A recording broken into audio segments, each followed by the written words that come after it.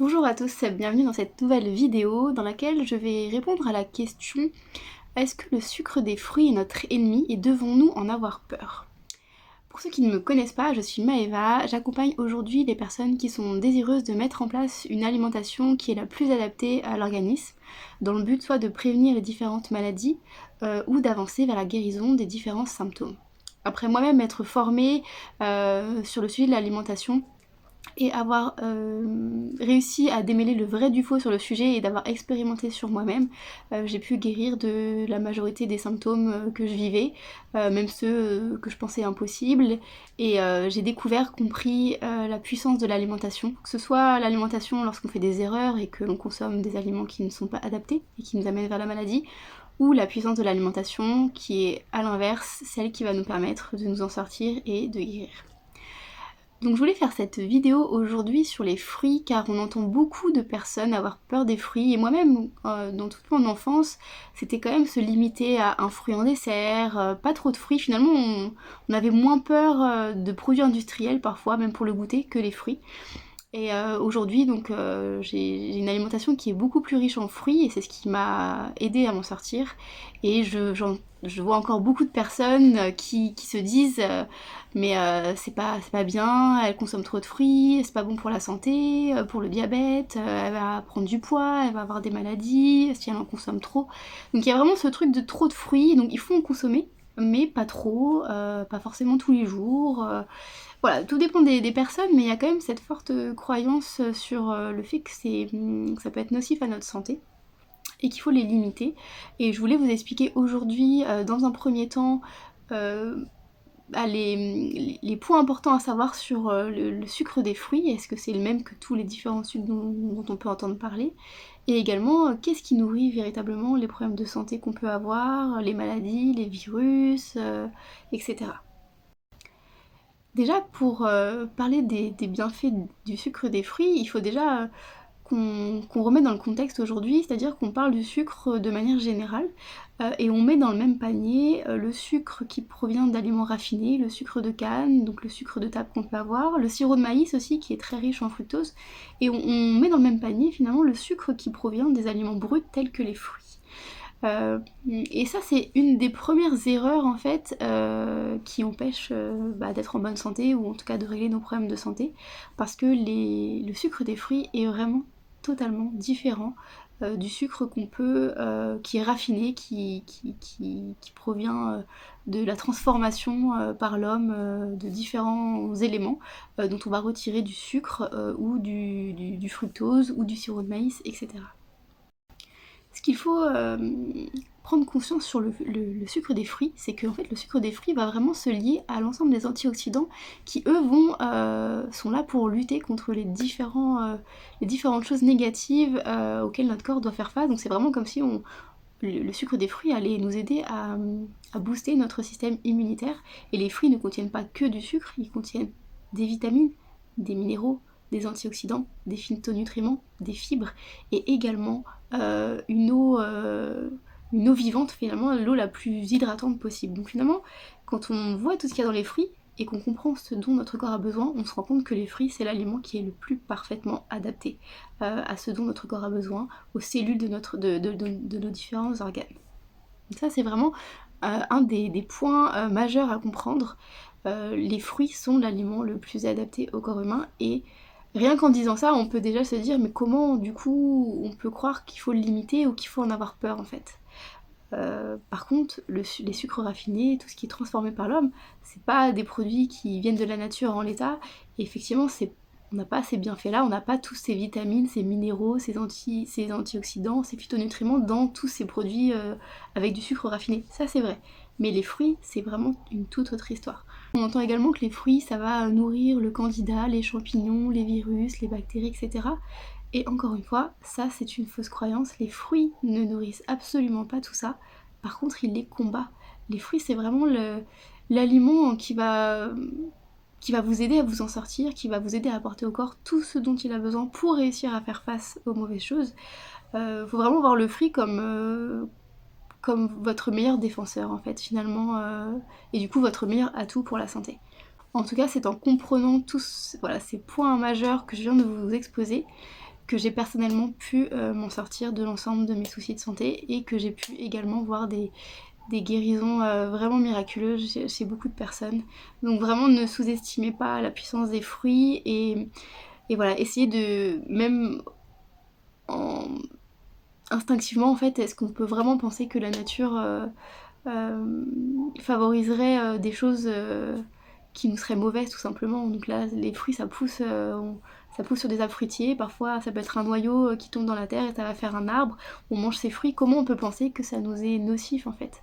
Par contre tout ce qui va être construit par l'homme et vendu dans des supermarchés, là oui on peut se poser la question, à la base c'est pas naturellement en l'état. Mais alors du coup, si c'est pas les fruits le problème et que c'est pas ça qu'on doit limiter, qu'est-ce qui va nous amener différentes maladies, qu'est-ce qui va nourrir les champignons, les candidats, les virus, les bactéries, etc., qui va nous faire prendre du poids?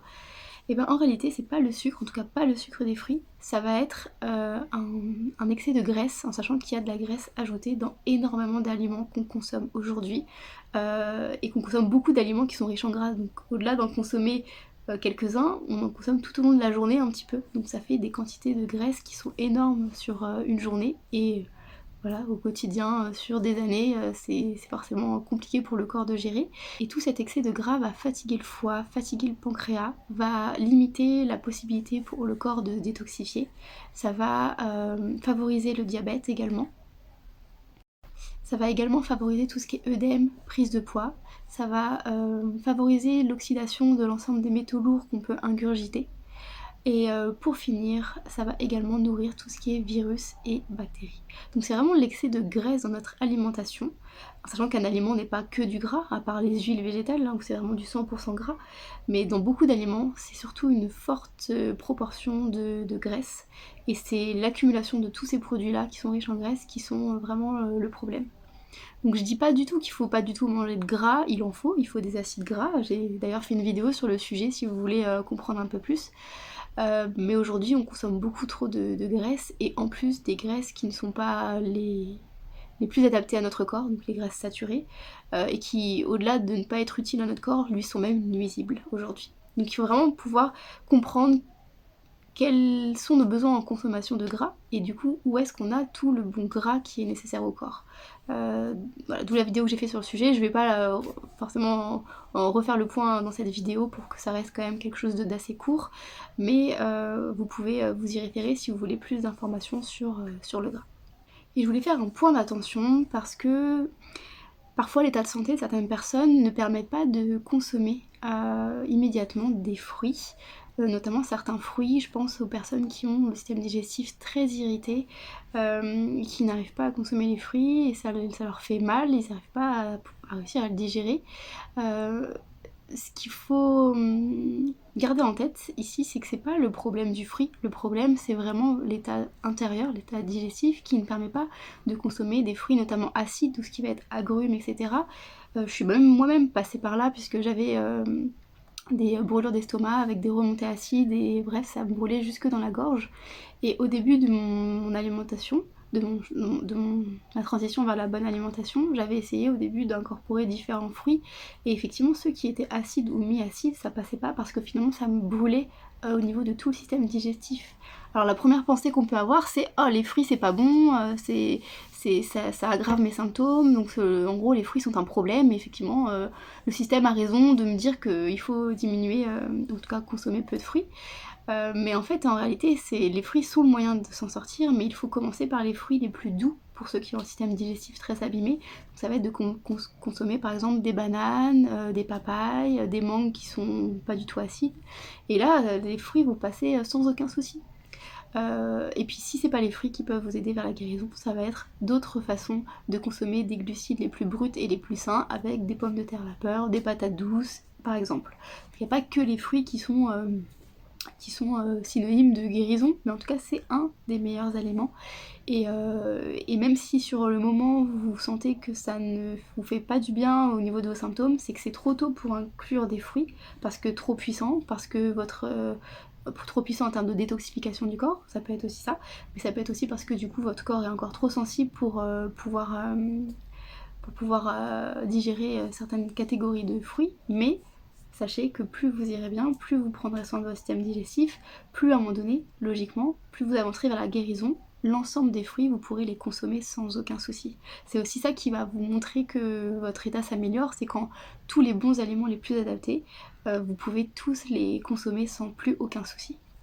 En tout cas, moi, ça a été mon parcours. J'ai pas pu manger au début tous les fruits que je voulais. Aujourd'hui, je peux manger tout ce que je veux et j'ai jamais été en aussi bonne santé, que ce soit dans mon ressenti ou dans mes analyses de sang aussi.